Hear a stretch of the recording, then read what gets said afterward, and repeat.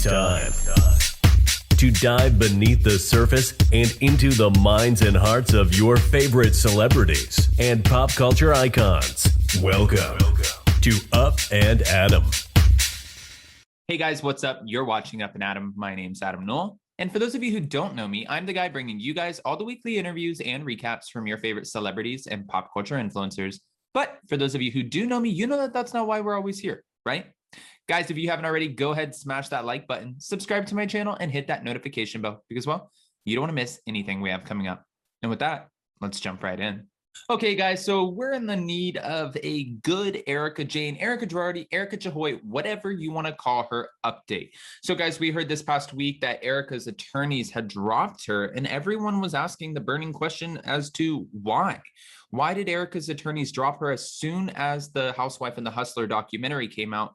What would the reason be? Well, there was so much speculation of people just saying the reason that Erika was dropped was because she's not listening. Either she's not listening, or meaning she's not listening to counsel, or she is not telling the truth and allegedly hiding something, and maybe the attorneys found it. Well, it seems like Ronald Richards, again, if you guys haven't seen him or heard of him, I just had him on my channel this past week. He's on Twitter. He has now officially joined the case. The trustees have appointed Ronald Richards to come on and comb through all of Erika Girardi's assets, which he fully intends on doing, as he said on my channel. And he's talking about this too. You know, I asked him, I said, I know that you've had a lot of opinions and you've also been posting so actively on social media, but will that change now that you're a part of the case? He said, well, my opinions maybe change, yes, but I don't necessarily think you guys will notice that. But as far as me actively posting what comes out, no, I will continue to post. I'm allowed to post. It's his own free right to do so. Now, he did comment on the Erika Girardi attorneys coming back. This is what he said, and there's more. Apparently, they're confirming that allegedly $20 million was diverted to Erika Girardi.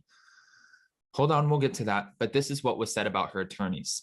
It's a good thing that Erika Girardi's attorneys had a change of heart after dropping her due to a fundamental and material breakdown with their client.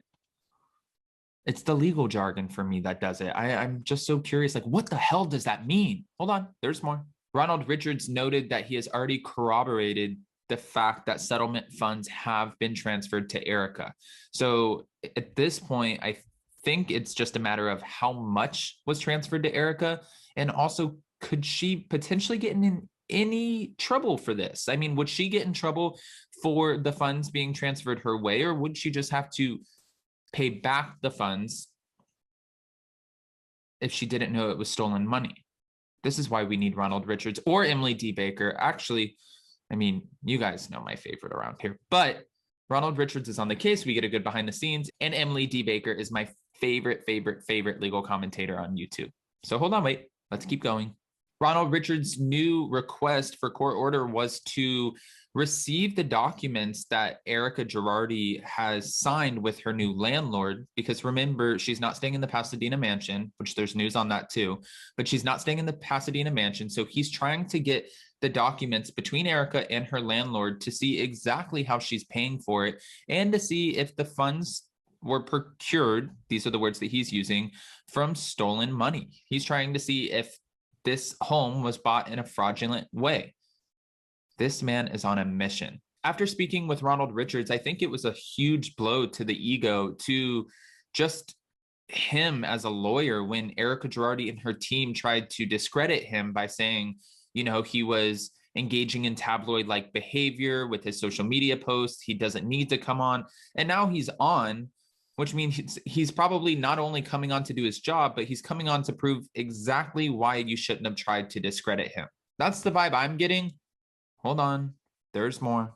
Ronald Richards is trying to push the investigation into Erika Girardi's funds as fast as he can so he can recover as much of the money that might not belong to her as possible. He feels like maybe in this moment, we don't know, but she could be just spending money that's not technically hers. And the longer we wait, the more money that is going to be spent.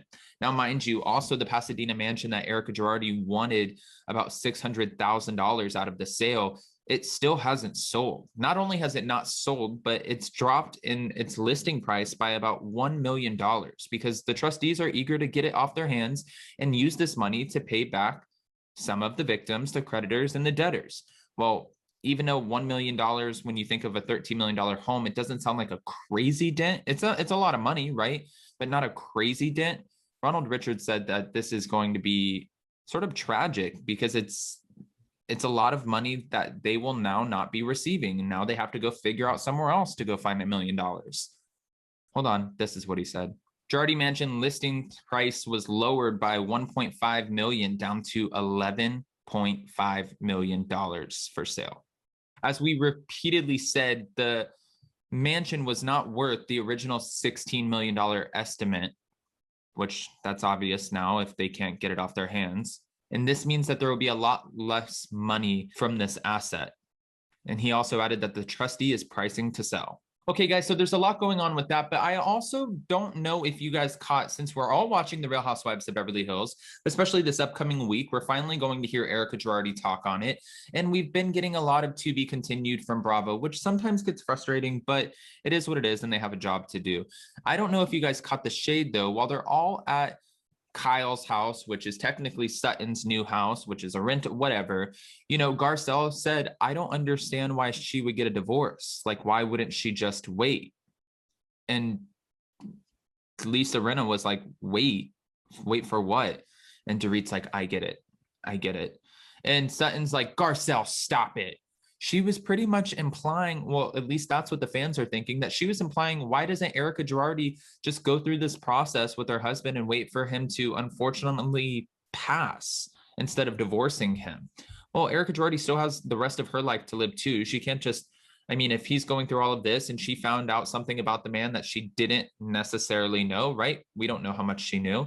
And she found out he was conning people, allegedly. Maybe she doesn't want to be with this man, and maybe that's part of it. So Garcelle got a lot of crap for that, and you know, it's really not appropriate to say that anyways, but they are going to get down to the bottom of it. At least that's what Andy Cohen, Garcelle, and the rest of the women from the Real Housewives of Beverly Hills are teasing, that they will find out exactly what was going on in Erika's head. They're explaining to us that Erika is mentioning it all, so to speak, but I can't help but feel,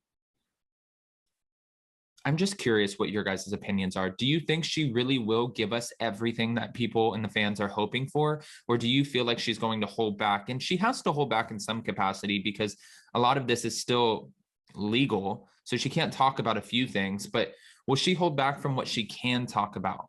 You know, when she's asked, did you know about any of the victims or the widows and orphans? And she's like, no, I did not.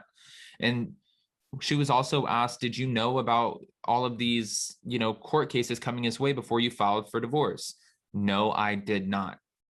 Is that true? Now that we know that you were issued 2 subpoenas before you filed for divorce?